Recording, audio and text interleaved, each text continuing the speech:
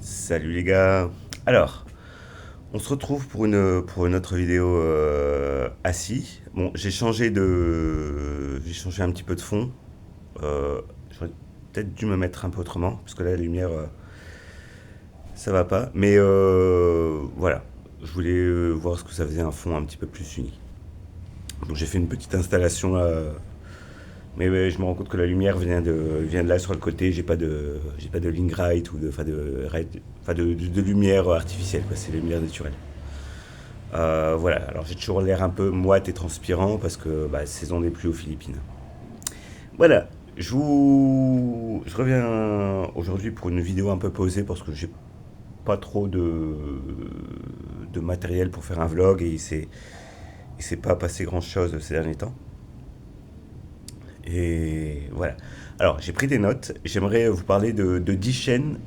Alors je passe ma vie sur YouTube, j'aimerais vous parler de 10 chaînes que j'aime vraiment beaucoup, beaucoup, beaucoup suivre.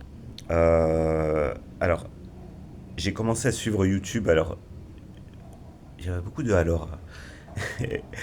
Euh, j'ai commencé à suivre YouTube en 2000, autour de 2008-2009.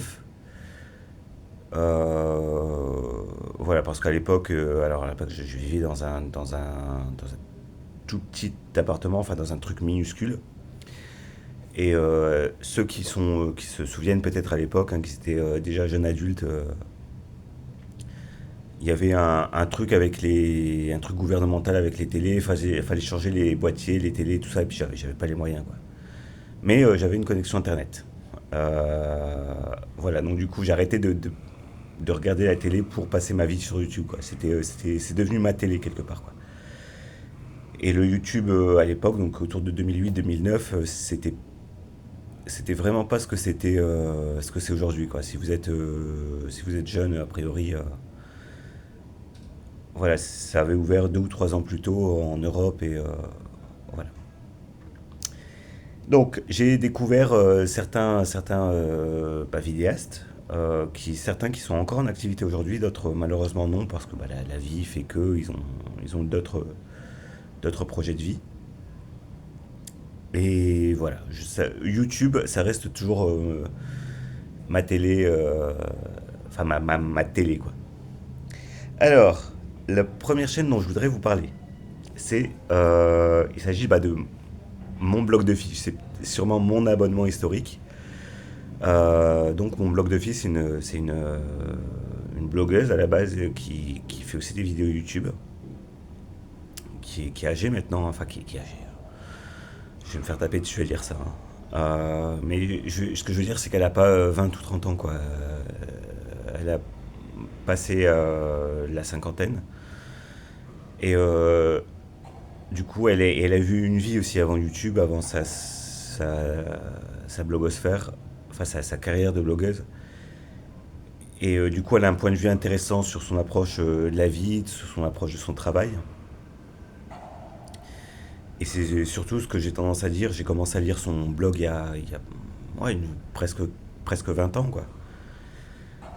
Et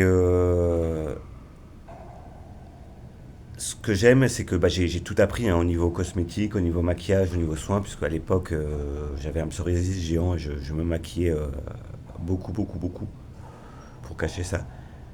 Et tout ce que j'ai appris au niveau soins et maquillage, c'est sûrement grâce à elle, quoi. C'est elle qui m'a fait tomber dedans, quoi, dans la marmite des cosmétiques, quoi.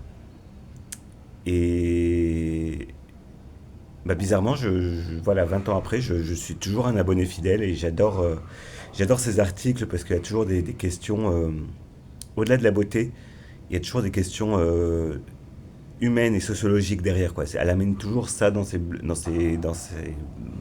articles de blog et dans ses vidéos. Et vraiment, voilà, je trouve ça génial puisque ça me pousse à la réflexion et même si parfois, voilà, je skip aujourd'hui certaines vidéos, voilà, qui me parlent moins, mais voilà, c'est toujours un plaisir d'avoir ce rendez-vous du dimanche avec elle et j'apprécie ses vlogs, le naturel de ses vlogs, voilà, c'est quelque chose que vraiment j'apprécie dans son travail qu'elle fait, quoi, dans le travail qu'elle fait. Le suivant qui est aussi lié à Hélène, que j'ai découvert via Hélène, qui est Raphaël Carrel, qui est en plus de retour là sur YouTube, donc c'est vraiment cool. Raphaël, c'était l'un des premiers, je pense une quinzaine d'années, c'était l'un des premiers hommes sur YouTube qui s'est mis, enfin qui partageait des vidéos sur les cosmétiques et sur le maquillage. Et forcément, en tant que mec, moi j'étais un peu hameçonné comme ça. Et vraiment, je trouve, voilà, c'est toujours un mec que j'aime suivre. Et après toutes ces années, pourquoi est-ce que je reste? C'est que j'aime bien les questionnements, les, ouais, les questionnements qu'il a sur son parcours, sur sa vie, sur lui-même, sur la vie en général.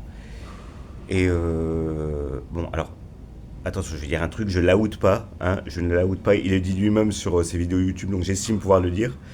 C'est aussi un homme gay, et qui est très militant justement pour les droits de la communauté LGBT. Et finalement, Raphaël, c'est un petit peu un mon rappel sur ce qu'on doit encore faire, enfin sur toutes tous les combats qu'on peut encore mener voilà, sur les sujets LGBT, quoi. Voilà, c'est pour ça que j'aime Raphaël. Ensuite, alors, je connais pas son prénom, mais c'est une artiste qui s'appelle Bambou Multipass, alors qui est une femme voilà, comme, euh, comme Hélène, qui pourrait être ma grande sœur, quoi. C'est une musicienne, alors c'est une musicienne qui vit en Guadeloupe, qui a un style vraiment un petit peu plus alternatif, mais elle a fait toute une série de vidéos sur les réflexions de vie, sur ce qu'elle a pu apprendre sur toutes ses expériences de vie. Et elle nous les partage et voilà, elle a toujours un point de vue très très intéressant et j'aime bien les youtubeurs ou les cinéastes qui nous poussent à réfléchir et à réfléchir nos actions. Donc voilà, Bambou Multipass. Alors, ensuite, on va partir vers l'Asie. Alors, vous savez que je suis passionné par l'Asie, hein. Euh, un- alors, il parle pas du tout français ou anglais. Il a ses vidéos sous-titrées en anglais qui s'appelle Hong Sound. Et donc, alors, à la base, un mec qui fait du mukbang. Donc, en Corée du Sud, il habite, je pense, dans la région de Séoul. Et ce que j'aime chez lui, c'est que ses vidéos sont toujours très. Enfin, ses vidéos, au-delà des mukbangs, ses vidéos vlog, elles sont toujours très calmes, très posées. Et ce que j'aime, c'est qu'on sort du cliché du youtubeur coréen, quoi. Puisqu'il est. En Corée, il est littéralement chez lui, hein. Donc, du coup, c'est une fenêtre ouverte sur une vie de quelqu'un d'un peu. Sur une vie un peu plus classique. Puisqu'il est marié, il est papa en plus, donc du coup, voilà, sa chaîne dégage quelque chose d'assez calme. Et en plus, encore une fois, c'est un homme qui a. Alors, je me suis rendu compte qu'on avait le même âge, on est né la même année. Et voilà, pareil, il a eu une vie, à la base, il est photographe. Donc, du coup, pareil, il a eu une vie et une carrière avant de se lancer sur YouTube, où il avait presque 30 ans quand il s'est lancé sur YouTube. Et ça a bien pris, et voilà, j'aime bien le côté vlog et calme de ces vidéos au-delà des mukbangs. Et au niveau des mukbangs, ce que j'aime, c'est qu'il y a toujours, au début de ces vidéos, une partie cuisine. Alors moi, ça m'a fait découvrir comme ça la cuisine coréenne. Et quand je suis parti en Corée, en gros, j'ai refait ces vidéos, j'avais une liste de trucs à faire. Enfin, vraiment, enfin, de trucs à goûter que je voulais absolument goûter à cause de ces vidéos, quoi. Alors, on reste en Corée avec alors un Français qui a immigré en Corée qui s'appelle Togen. Et ça doit faire une dizaine d'années qu'il vit là-bas, enfin même plus.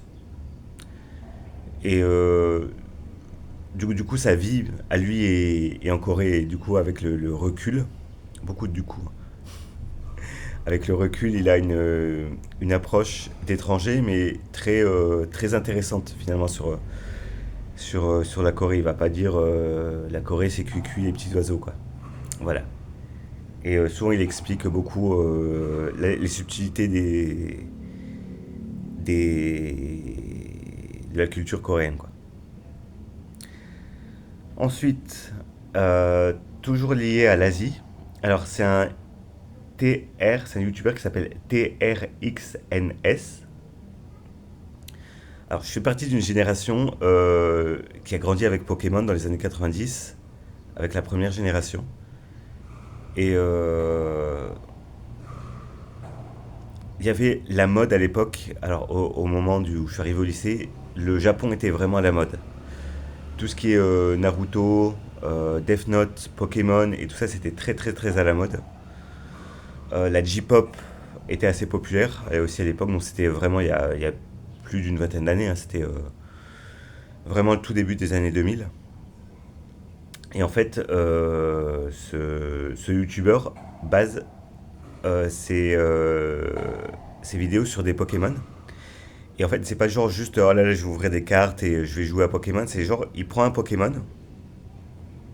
et ça va être le prétexte de tirer le truc sur c'est quoi ses inspirations, c'est quoi son japonais, d'où il vient dans la culture japonaise. Et finalement, c'est vraiment une porte ouverte sur bah, tout un tas de pans de la culture japonaise, quoi.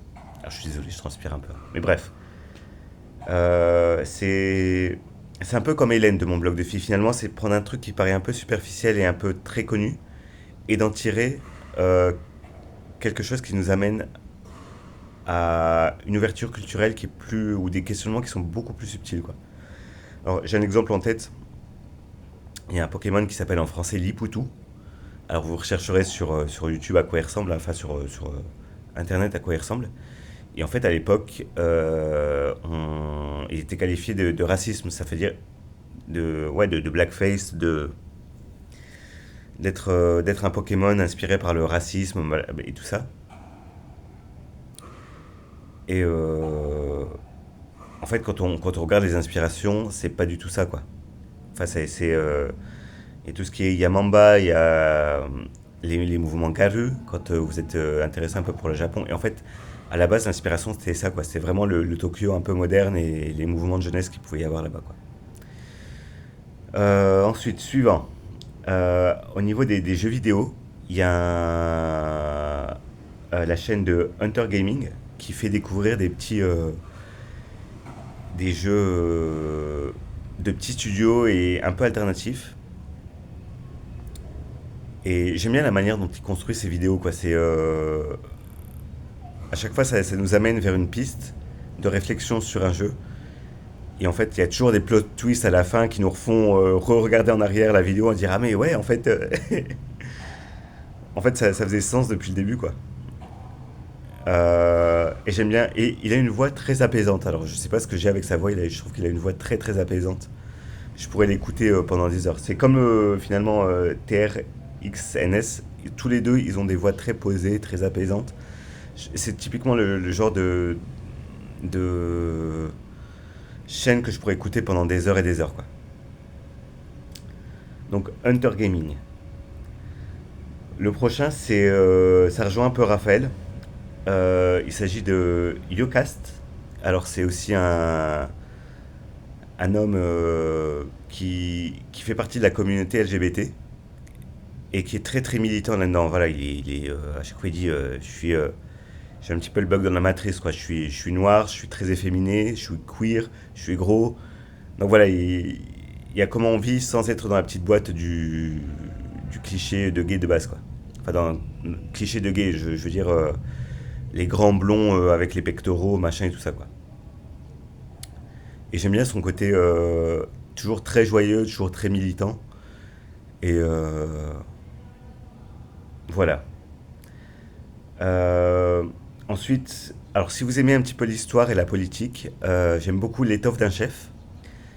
C'est un mec qui va parler de qui va parler des grands mouvements, des grandes dictatures euh, de l'Europe du XXe siècle. Alors entre autres, hein, il fait pas que ça, mais moi ce que j'aime dans sa chaîne, Il va prendre un dictateur, faire genre deux ou trois vidéos de plus d'une demi-heure et vous pouvez les écouter en podcast. Et à chaque fois, il va vraiment recontextualiser le comment du pourquoi ils sont arrivés au pouvoir.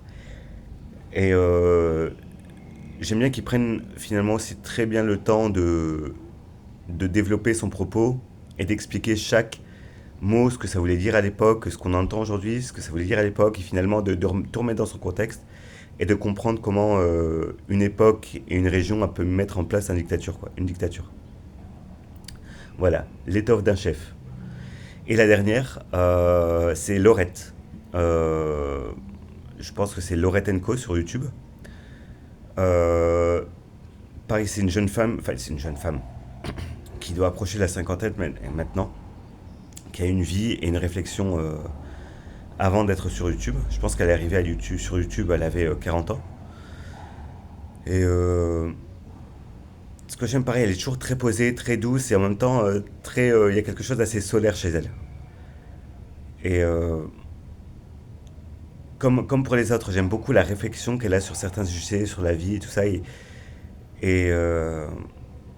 elle s'excuse pas d'être elle-même, quoi. Voilà. Et je pourrais parler de 2 heures de Laurette, à quel point je- j'aime plus que ses vidéos, son attitude, quoi. Cette, cette bonne énergie qu'elle a, quoi. D'ailleurs, on l'appelle, je pense qu'elle est surnommée par sa communauté Maman YouTube. Et je pense que c'est ça. Je pense qu'on a le même rapport un peu à elle, quoi. Enfin, je parle en tant qu'abonné, là. Euh, Ce rapport un petit peu ouais, de maman ou de grande sœur, quoi, selon l'âge qu'on a. Quoi. Dans mon cas, elle pourrait être plus une grande sœur qu'une maman. Quoi. Mais peu importe, grande sœur ou maman, ça reste une inspiration. Quoi. Voilà. Je vais mettre du coup leur nom sur Instagram et sur, euh, sur YouTube. Allez les voir, allez jeter un œil sur leurs vidéos selon vos sensibilités, mais vraiment, c'est la 10 personnes que je suis sur YouTube dont j'adore le travail, quoi. Et je me lasse pas d'aller voir leurs anciennes vidéos et les réécouter. Certains, malheureusement, alors ça s'explique par le travail de recherche qu'il y a sur certaines de ces vidéos.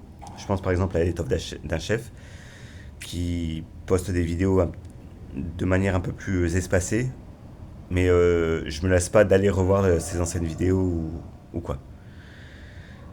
Voilà. Alors je suis désolé, j'ai l'impression d'être un petit peu KO là sur cette vidéo. Alors je suis tout temps parce que saison des pluies, voilà. J'essaie de faire avec le climat philippin, mais je pense que le climat philippin même pas quoi. Alors rien à voir, mais j'en ai à choper des rougeurs sur les mains à cause de ça quoi. Voilà. Bon sur ce, je vais couper la vidéo et je pense que je vais aller me prendre une douche pour me rafraîchir quoi.